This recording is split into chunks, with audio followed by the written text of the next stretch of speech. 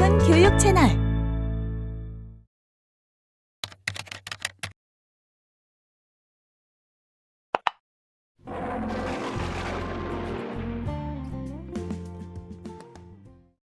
자, 오늘의 맞수를 소개합니다.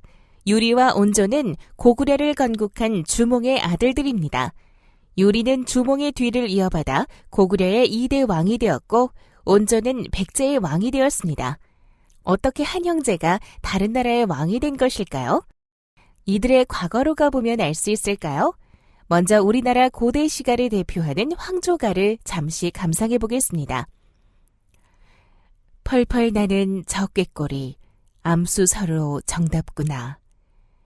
외로워라 이 내 몸은 네와 함께 돌아갈거. 나무 위의 꾀꼬리는 암놈과 수놈이 서로 정다운데 외로운 나는 누구와 함께 돌아갈 것인가를 노래한 이 시는 고구려의 제2대 임금 유리왕이 지었다고 전해집니다. 당시를 회상해 본다면 유리왕은 어떤 마음이었을까요? 유리의 마음을 알아보는 인터뷰를 진행해 보았습니다. 떠올려보니 나는 어찌 보면 무척 불쌍한 임금이었어요. 결혼한 다음 해에 부인이 죽어 이별하고 다른 두 부인을 맞이했어요. 그렇습니다. 첫째 부인과 사별한 유리는 2명의 여인과 다시 결혼을 했습니다. 한 사람은 화희로 막강한 힘을 가진 고구려 귀족의 딸이었고, 또 한 사람은 치희로 한족 출신의 어여쁜 아가씨였어요. 화희와 치희 이 두 여자는 나의 사랑을 조금이라도 더 받으려고 서로 질투를 했죠. 어느 날이었습니다. 유리가 사냥을 떠나자 둘은 기회는 이때다 하면서 서로 싸우기 시작했습니다. 처음에는 가벼운 입씨름이었지만 점차 싸움이 커져서 급기야는 화희가 치희에게 해서는 안 될 말까지 해버린 것입니다. 너는 비천한 한족 출신으로 어찌 그리 예의를 모르느냐? 화희의 이 한마디는 엄청난 파장을 몰고 왔습니다. 이 말에 자존심이 상한 치희는 강을 건너 자기 고향으로 되돌아가 버렸어요. 사냥에서 돌아온 유리는 사랑하는 치희가 보따리를 싸들고 고향에 가버린 것을 알고 급히 쫓아갔습니다. 하지만 치희는 이미 강을 건너버렸고 강가 나무 위에는 암수 꾀꼬리 한 쌍만 정답게 노래를 부르며 놀고 있었습니다. 그걸 보니 더욱 슬퍼져 혼자 남은 유리는 자신의 처지를 한탄하며 노래를 지어 불렀죠. 펄펄 나는 저 꾀꼬리 암수 서로 정답구나. 외로워라 이 내 몸은 네와 함께 돌아갈고. 아하, 노란 새 꾀꼬리를 보고 노래를 지어서 그 노래가 바로 황조가가 된 것이군요. 치희를 그리워하는 마음을 느낄 수 있는 시조입니다. 유리왕의 아버지는 주몽 임금이시고 어머니는 예씨 부인이에요. 주몽은 부여에서 이미 결혼을 한 몸이었습니다. 내가 태어났을 때는 아버지가 없었죠. 당연히 아버지가 누구인지 모르고 자랐죠. 그런데 왜 주몽은 부여를 떠나야 했을까요? 역사 현장으로 가볼까요? 이런 이야기는 아버지인 내가 직접 해주지요. 내가 왜 부여를 떠났어야 했는지 잘 들어보세요. 난 부여에 살고 있었는데 부여의 왕자들이 나를 죽이려 했어요. 그래서 어쩔 수 없이 부하 몇 명과 함께 다급히 부여 땅을 탈출할 수밖에 없었지요. 내가 유리의 어머니인 예씨 부인과 작별을 하려 할 때 유리의 어머니인 예씨 부인은 눈물을 흘리며 자신이 임신했다는 것을 알려주었지요. 난 이 소식을 듣고 어떻게 할 방법이 없었어요. 유리의 어머니인 예씨 부인에게는 애석한 일이지만 도망을 가야 하는 위험한 길을 데려갈 수 없었지요. 그래서 나는 만약 아들을 낳거든 7모가 난 바위 위에 소나무 밑에 증표를 숨겨두었으니 그걸 들려서 내게 보내시오라고 예씨 부인의 손을 꼭 잡고 힘주어 말할 수밖에 없었어요. 그리고 난 예씨 부인과 이별을 하게 되었지요. 그 후에는 어떻게 되었는지 나는 잘 몰라요. 그럼 제가 자라온 이야기를 다시 하도록 할게요. 함께 들어보세요. 다시 유리왕의 이야기를 하도록 하겠습니다. 예시 부인은 부여에서 홀로 아이를 낳아 이름을 유리라 했으며 시어머니인 유화 부인과 함께 준수한 젊은이로 성장시켰습니다. 주몽의 피를 이어받은 아이여서인지 유리는 주몽만큼 활을 잘 쏘았으며 어렸을 적부터 사냥을 좋아했습니다. 그런데 하루는 이런 일이 있었습니다. 유리왕의 어린 시절은 어땠는지 직접 들어볼까요? 맞아요. 나는 어린 시절 씩씩하지만 장난기가 많았어요. 하루는 장난기가 발동하여 이웃집 부인이 이고 가던 물 항아리를 새총으로 쏘아 구멍을 내고 말았지요. 물동이가 구멍 나서 물이 흐르자 화가 난 부인이 큰 소리로 나를 꾸짖었어요.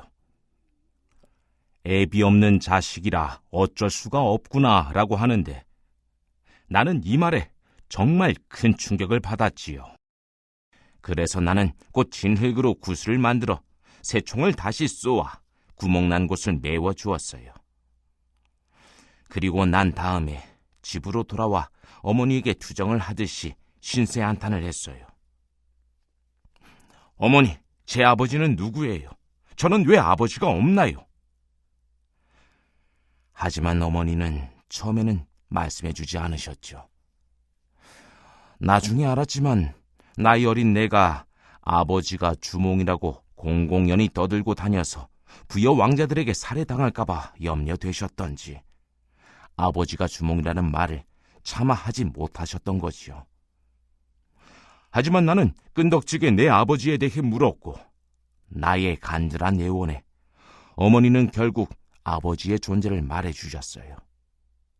어머니가 해주신 아버지에 대한 이야기는 이랬어요.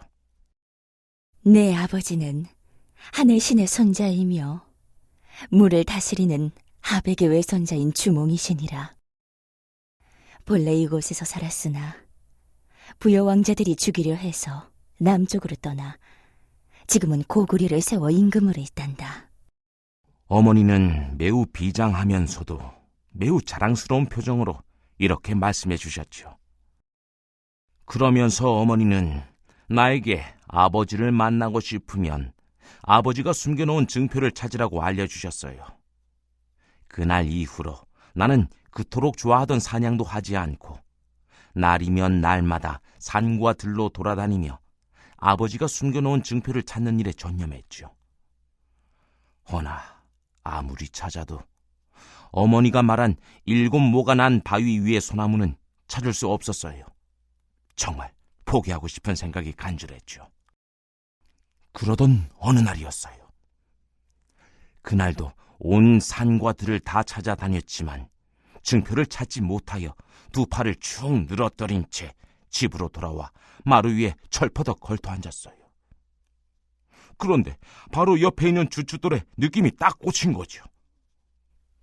주춧돌을 자세히 살펴보니 7모가 난 칠각돌이 분명했어요. 기둥을 보니 소나무로 만든 것이 확실했죠. 그래서 나는 덩실덩실 춤을 추며 허리를 굽혀서 주춧돌과 기둥 사이에 손을 넣어 보았죠. 그런데 무언가가 손에 잡혔죠. 그래서 손에 잡힌 것이 무엇이었나요? 혹시 증표? 어허, 들어봐요. 주춧돌과 기둥 사이에 손을 넣어 보았더니 무언가가 손에 잡혔어요. 간신히 꺼내보니 동강난 반쪽의 녹슨 칼이었어요. 정말 녹이 슬 대로 쓴 반쪽짜리 칼이요. 아버지가 부여를 떠나기 전에 후일에 태어날 자신의 아들 나 유리를 위해 숨겨놓은 증표였던 거지요. 결국 온 산과 들을 다 찾아다녀도 나오지 않던 증표를 내가 그 증표를 찾은 것이죠. 전 정말 기뻤어요. 세상을 다 가진 기분이었죠. 우와, 그럼 이제 그토록 보고 싶은 아버지를 볼 수 있었겠군요. 그렇지요. 결국 나는 아버지가 나를 위해 숨겨놓은 증표를 찾았고 어머니와 함께 고구려로 가서 태어난 뒤로 한 번도 보지 못한 아버지를 극적으로 만날 수 있었어요. 그리고 당당하게 후계자가 되었고 그 후 나는 아버지의 뒤를 이어 고구려 제2대 임금으로 등극했지요. 때는 기원전 19년이었으니 꽤 옛날 일이지요. 이렇게 유리는 주몽의 뒤를 이어 고구려 왕이 되었습니다. 영상 잘 보셨나요? 오픈교육 채널 라이브 아트. 좋아요와 구독 버튼 잊지 말고 눌러주세요.